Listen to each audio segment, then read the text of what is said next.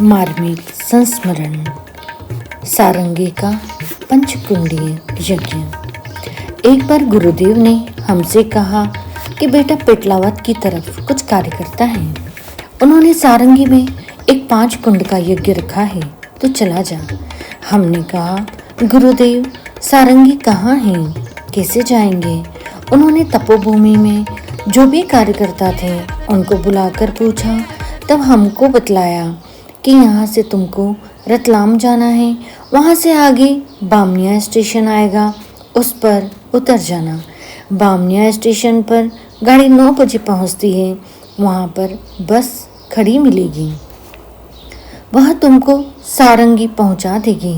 वहाँ से 3-4 घंटे का बस का रास्ता है। हम टिकट लेकर ट्रेन से रवाना हो गए। सुबह करीब 8 बजे बामनिया स्टेशन पर पहुँचे, वहाँ उतर गए।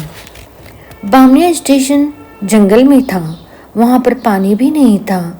गर्मी के दिन थे। स्टेशन से उतर कर हम बाहर गए। हमने पूछा कि यहाँ से बस सारंगी को जाती है क्या? वहाँ के एक भाई ने बतलाया कि सुबह को कोई बस नहीं जाती है, शाम को एक बस जाती है, तब तक कोई सवारी सारंगी नहीं जाती है। तुमको शाम के 4 बजे तक बामनिया स्टेशन पर ही ठहरना पड़ेगा। हम स्टेशन पर आकर बैठ गए।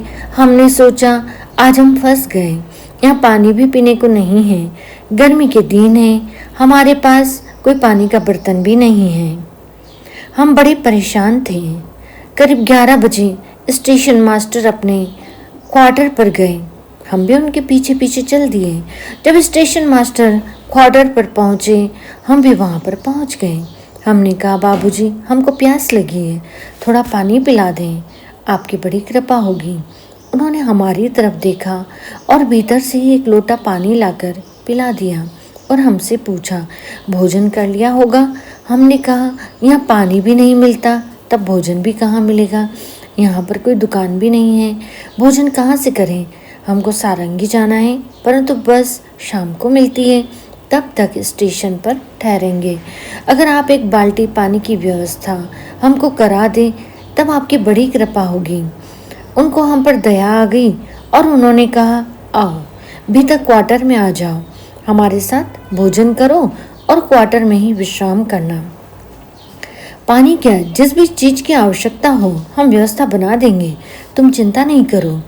उन्होंने हमको भोजन कराया, पानी पिलाया और अपने क्वार्टर में एक चारपाई पर विश्राम करने को कहा। बस 4 बजे आएगी, तब उससे सारंगी चले जाना। हमने मन ही मन गुरुदेव को धन्यवाद दिया कि गुरुदेव आपने इस घोर जंगल में हमारी सारी व्यवस्था बना दी, इससे हमारा आत्मबल बढ़ा। हमने समझा इस यज्ञ में भी हमारी परीक्षा है। शाम को 4 बजे बस आई। हम स्टेशन मास्टर के पास गए और उनको प्रणाम किया, उनकी पत्नी को प्रणाम किया और उनसे कहा कि आपकी हमारे ऊपर बड़ी कृपा रही है कि हमें आपने अपने घर में आश्रय दिया, कोई कष्ट नहीं उठाना पड़ा। स्टेशन मास्टर ने कहा कि यह तो हमारा कर्तव्य है, इसमें हमने तुम्हारे साथ क्या एहसान किया है। उसने कहा, आप जब सारंगी से लौट कर आए तब हमसे मिलकर जाना, किसी बात का कष्ट मत पाना। हमने सोचा ऐसा व्यक्ति मानव नहीं देवता है। बस रात के करीब 7:30 बजे सारंगी पहुंची। हमारे साथ बिस्तर था, एक टीन का बक्सा था। हम उसको लेकर बस में से उतर गए। हमने वहाँ पर एक भाई से पूछा, यज्ञशाला किधर है? वहाँ पर गायत्री यज्ञ हो रहा है। उसने कहा, आप कहाँ से आए हो? हमने कहा, मथुरा से यज्ञ में आए हैं। उसने कहा, तुम यहाँ पर यज्ञ की बात किसी से मत करना, हमसे कर ली सो ठीक है। हमने कहा, क्या बात है, हम यज्ञ की बात क्यों नहीं करें? उसने कहा, यहाँ पर 51 पंडित रतलाम से आए हैं और उन्होंने पेटलाद की शाखा और आसपास के जो भाई यज्ञ कराने आए थे उनको पीट पीट कर भगा दिया है और यज्ञ रुकवा दिया है। 51 पंडित ही यज्ञ करा रहे हैं, दिन में यज्ञ और रात को रामलीला होती है। तुम यहाँ से किसी बस से वापस चले जाओ, इसी में तुम्हारी भलाई है। तुम नए हो इसलिए हमने सारी बात तुमको बतला दी है। और यह कहकर वह चला गया। हमने सोचा रात किसके यहाँ निकाले। हम अकेले खड़े थे। इतने में एक सज्जन आए। वह बोले, आप किसके यहाँ आए हैं? बोली से भले आदमी लगते हो। हमने कहा, हम आपके ही यहाँ आए हैं। उसने कहा, हम आपको जानते भी नहीं हैं, हमारे यहाँ कैसे आए हो? हमने कहा, हम आपके ही यहाँ आए हैं। वह यह सुनकर चलने लगे। बिस्तर बक्सा लेकर हम भी उनके पीछे पीछे चल दिए। थोड़ी दूर चलने पर फिर उसने पूछा, अब सच बताइए कहाँ जा रहे हैं? हमने कहा कि हम आपको सच सच बतलाते हैं, आपके साथ ही चल रहे हैं। वह थोड़ी देर ठहरा और हमसे कहा, जब आप हमारे यहाँ ही चल रहे हैं तब बक्सा हमको दे दो। हमने बक्सा उनको दे दिया और बिस्तर लेकर उनके पीछे पीछे चल दिए। उनके घर पहुँचे। वह गरीब व्यक्ति था। मकान के आगे एक फूस का छप्पर था, उसमें एक खाट थी। उस पर हमको बिठा दिया। उसका कच्चा मकान था। वह भीतर मकान में गया, पानी लाया। हमने पानी पिया। भोजन बन गया। तब उसने कहा, चलो भोजन कर लो। हम भोजन करने उसके साथ गए। मक्का की रोटी और जंगली सब्जी बनाई थी।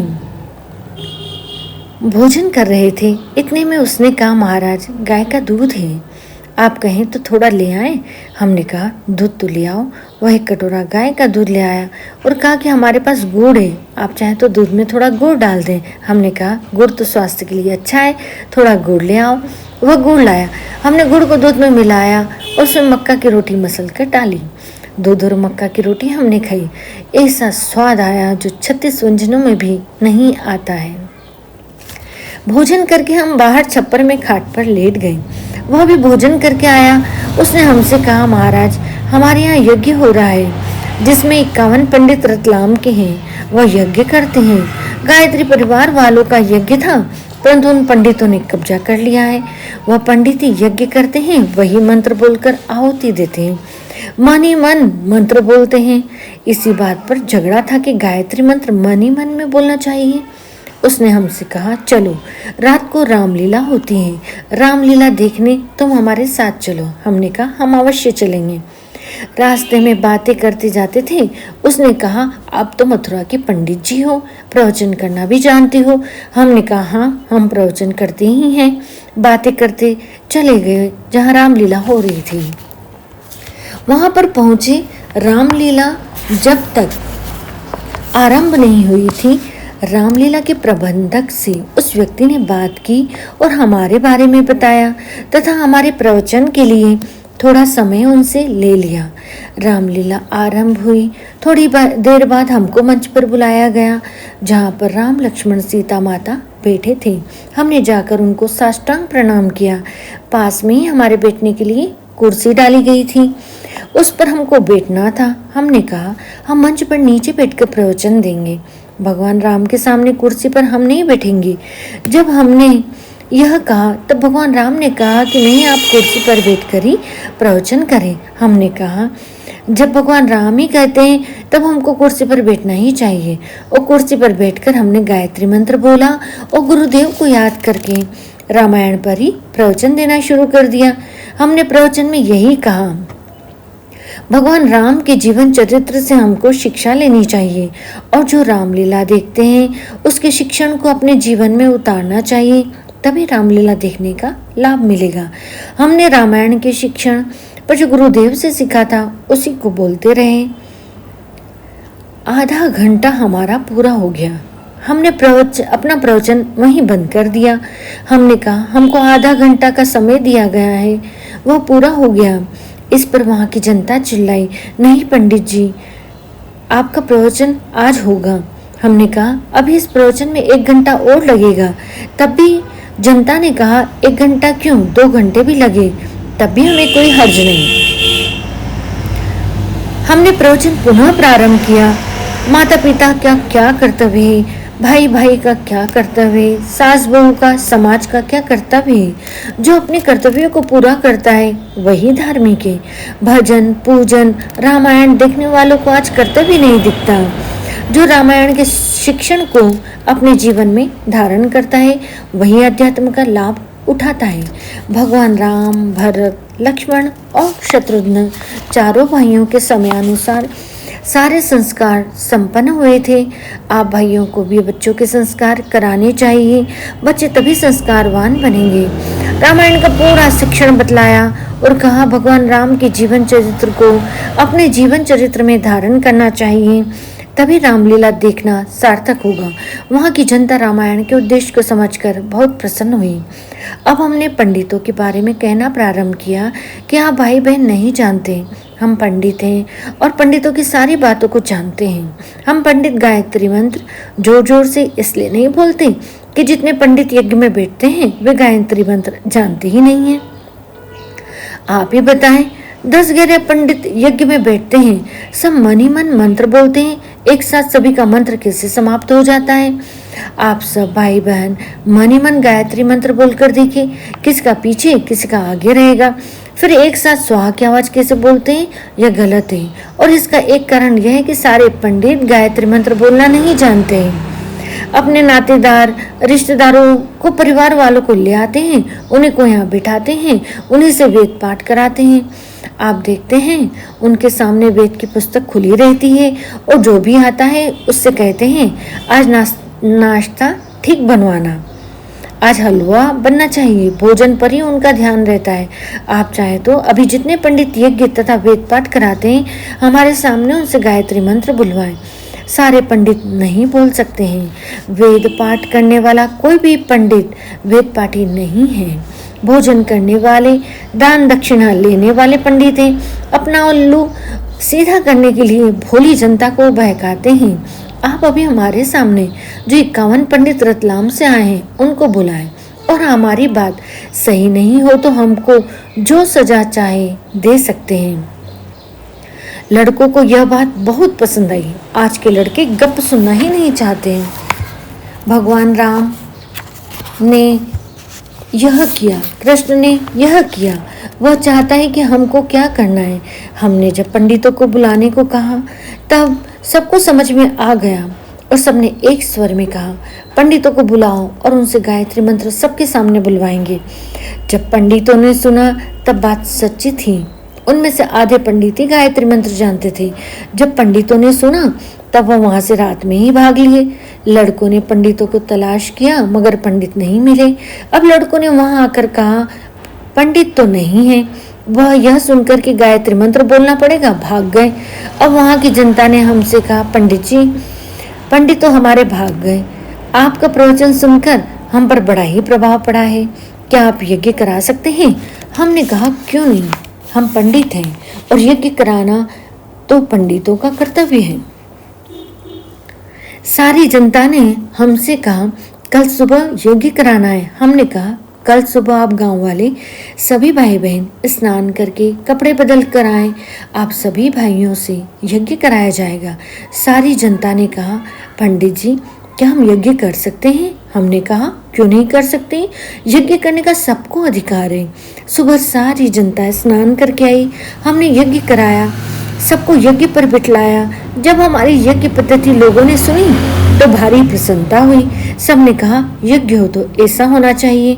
पंडित लोग हमको भ्रम में रखते हैं। लड़कों ने यज्ञ किया तो उनको भी भारी प्रसन्नता हुई। लड़कों ने इकट्ठा होकर कहा उन पंडितों को तलाश करो और उनसे यह मंत्र बुलवाएंगे। अगर वे मंत्र नहीं बोल सकेंगे तब उनको मार लगानी चाहिए। गांव में एक एक घर लड़कों ने देखा लेकिन पंडित लोग नहीं मिले। अब वहाँ के भाइयों ने हमारी बड़ी ही अच्छी आवभगत की, बहुत अच्छी जगह हमको ठहराया, हमारे भोजन आदि का सारा प्रबंध बहुत अच्छा किया और अब हमारे आगे पीछे गांव के लोग घूमने लगे। शाम को 3 बजे हमने सभी लोगों की, बच्चों की तथा लड़कों की भी गोष्ठी ली, वहाँ पर शाखा संगठित की। गांव वाले बड़े प्रसन्न हुए और कहा आज समाज को ऐसे पंडितों की आवश्यकता है।